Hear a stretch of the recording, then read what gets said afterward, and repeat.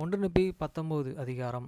நெப்பி கனிமங்களால் தகடுகளால் செய்த அவன் ஜனத்தின் வரலாற்றை பதிவு செய்தல். லேகி எருசலேமை விட்டு சென்று 600 வருஷங்களுக்கு பின்பு இஸ்ரவேலின் தேவன் வருவார். நெப்பி அவரின் பாடுகளையும் சிலுவை அறையலை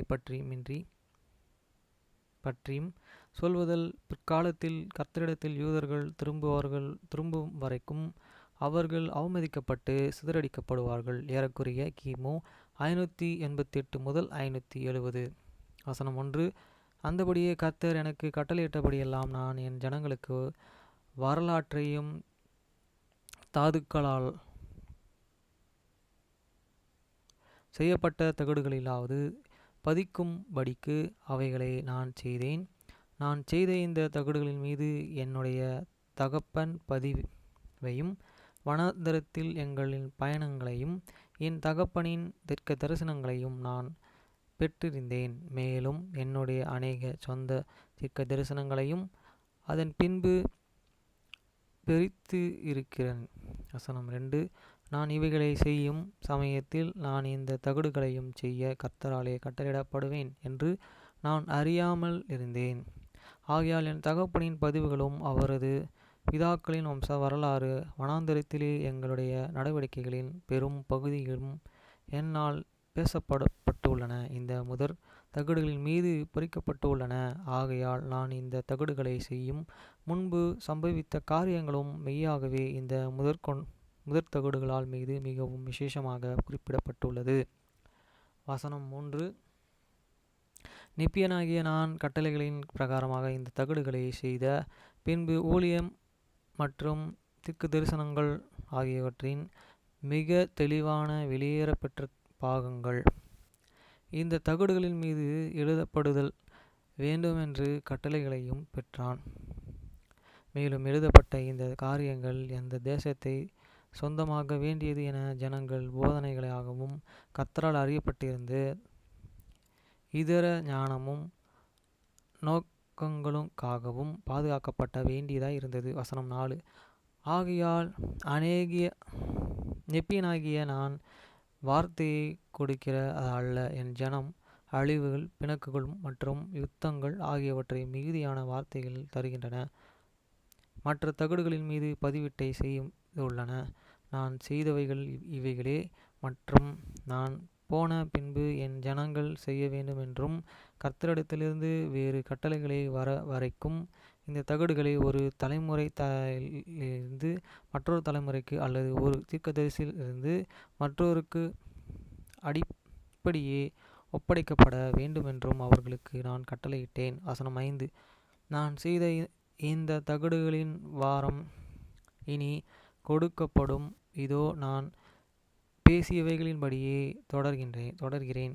மேலும் மிகவும் பரிசுத்தமான காரியங்களை என் ஜனங்கள் அறிந்து கொள்ளும்படி இதை நான் செய்கிறேன். வசனம் 6.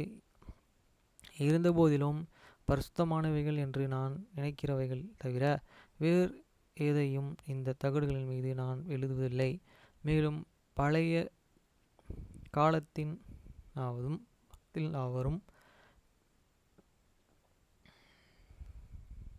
பிழைகளை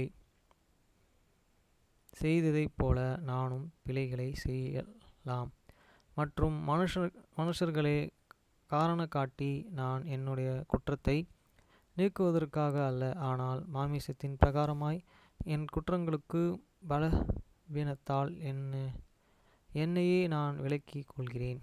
வசனம் 7.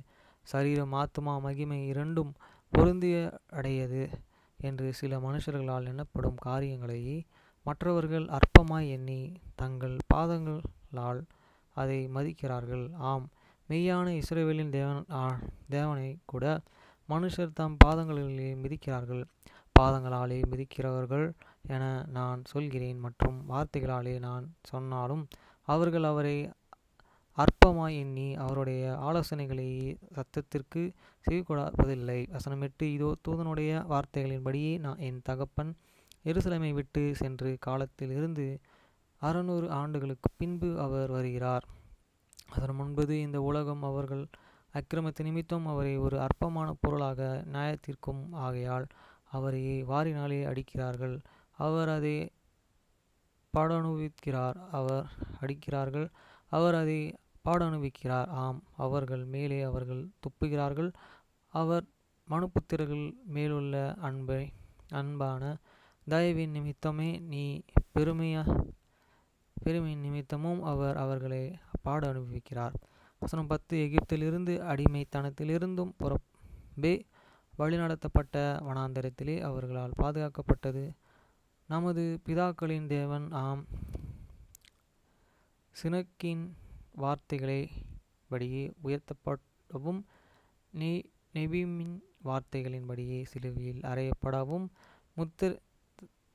சமுத்திரத்தின் தீர்வுகளை சுதந்திரிக்க விரும்புபவர்களாகிய அதிக சுவிசேஷ இஸ்ரவேலின் வீட்டாருக்கு அவரது மரணத்தின் அடையாளமாக கொடுக்கப்பட்டு வருகிற இருளின் 3 நாட்கள் குறித்து பேசிய சினானின் வார்த்தைகளின்படி கல்லறையிலே அடக்கம் பண்ணப்படுகிற ஆபிரகாம் மற்றும் ஈசாக்கு தேவனும் ஆகிய யாக்கோபின் தேவனும் மாணவர் தூதர்களின் வார்த்தைகளின்படியே துன்மார்க்கரின் கரங்களிலே தன்னை மனுஷர்களாக ஒப்புக்கொடுக்கிறார். 11. அவ்வாறு தீர்க்கதரிசி பேசினான். சிலரையே அவர்கள் நீதி நிமித்தம் அவர்கள் மிகுந்த சந்தோஷத்தையும் இரட்சிப்பையும் பெற தம்முடைய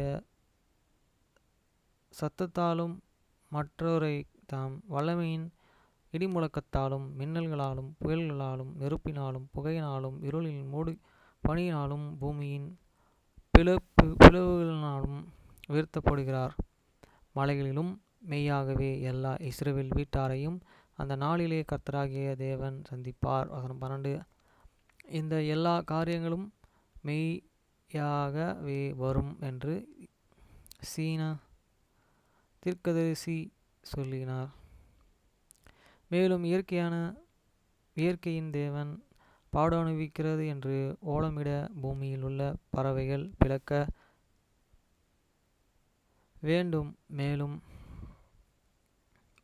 பூமியில் உள்ள பாறைகள் பிளக்க வேண்டும். மேலும் பூமியின் குறுகுதலால் சமுத்திரத்தின் தீவுகளின் அநேக ராஜ்யங்கள் தேவனின் ஆவியிலே வசப்படுத்தப்பட்ட வேண்டும். வசனம் 13. இஸ்ரவேலின் தேவனை சிலுவையில் அறைவதனாலும் நாம் இருதயங்கள் ஒரு பக்கமாய் ஒதுக்கினபடியினாலும் இஸ்ரவேலின் தேவனை மகிமையிலும் வல்லமையிலும் அற்புதங்களையும் அடையாளங்களையும் தள்ளிவிட விட்டதின் நிமித்தமாக இஸ்ரவேலில் உள்ளவர்கள் எல்லா ஜனங்களிலும் வாரினால் அடிக்கப்படுவார்கள் என்று தீர்க்க தரிசனம் கூறுகின்றன. வசனம் 14. தாம் இருதயங்களை ஒதுக்கினாலும் இஸ்ரவேலின் பரிசுத்த நித்தியத்தினாலும் அவர்கள் மாமிசத்திலே ஒளிந்தது எல்லா தேசத்தாராலும் அழிக்கப்பட்டு பரிகாசம் பண்ணப்படும் எல்லா தேசங்களுக்குள்ளும் வெறுக்கப்படுவார்கள் என்று தீர்க்கதரிசி சொல்கிறார். வசனம் 15. இருந்த போதிலும் அந்த நாள் வரும்போது அவர்கள் தங்கள் இருதயங்களை இஸ்ரவேலின் பரிசுத்தராய் ஒருபோதும் விலக்க மாட்டார்கள். அதன் பின்பு அவர்களுடைய பிதாக்களுக்கு செய்த உடன்படிக்கைகளை நினைவு கூறார் என தீர்க்கதரிசி சொல்கிறார்கள். வசனம் 16. ஆம், பின்பு அவர் சமுத்திரத்தின் தீவுகளை நினைவு கூற ஆம், தீர்க்கதரிசி சினேயன் வார்த்தைகளின்படி பூமியின் 4 திசைகளிலும் இருந்து இஸ்ரவேலின் வீட்டாரான எல்லா ஜனங்களையும் நான் கூட்டிச் சேர்ப்பேன் என்று கர்த்தர் சொல்கிறார்.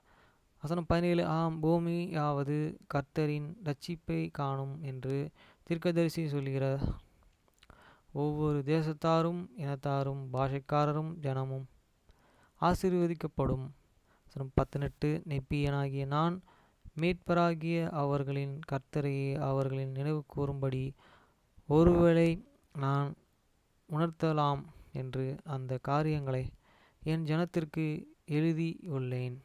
வசனம் 19. ஆகையால் அந்த காரியங்களை அவர்கள் பெற வேண்டுமென்பதால் நான் எல்லா இஸ்ரவேல் வீட்டாருடனும் பேசுகிறேன். வசனம் 20. ஏனெனில் இதோ எருசலேமில் இருப்பவர்களுக்காக நான் ஆவியிலே கிரியைகளில் நடப்பித்ததால் என்னுடைய எல்லா முட்டுகளும் தளர்ச்சி அடையும்படிக்கு என்னை ஆய ஆயசப்படுத்துகிறது.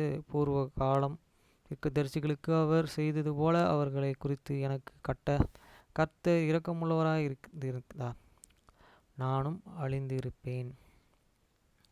வசனம் 21. அவர்கள் குறித்த எல்லா காரியங்களையும் அவர் மெய்யாகவே பூர்வ தீர்க்கதரிசிகளுக்கு காட்டினார், மேலும் நம்மை குறித்து அநேகருக்கு அவர் காட்டினார். ஆதலால் அவைகளை பித்தளை தகடுகள் மீது எழுதப்பட்டு இருப்பதால் நான் அவைகளை குறித்து அறிவது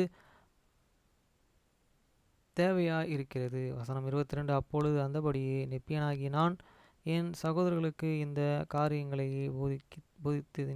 போதித்தேன்.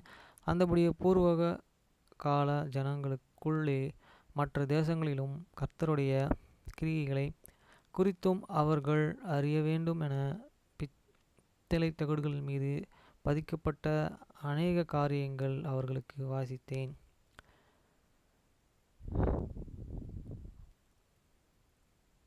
வசனம் 23. நான் மோசேயின் புஸ்தகங்களில் எழுதியிருந்த அநேக காரியங்களை அவர்களுக்கு வாசித்தேன். ஆனாலும் கர்த்தராகிய அவர்கள் மீட்பரில் அவர்கள் விசுவாசிக்க இன்னும் முழுமையாய் ஆசை செய்ய தீர்க்கதரிசி ஏசாயா எழுதியவைகளை அவர்களுக்கு நான் படித்தேன்.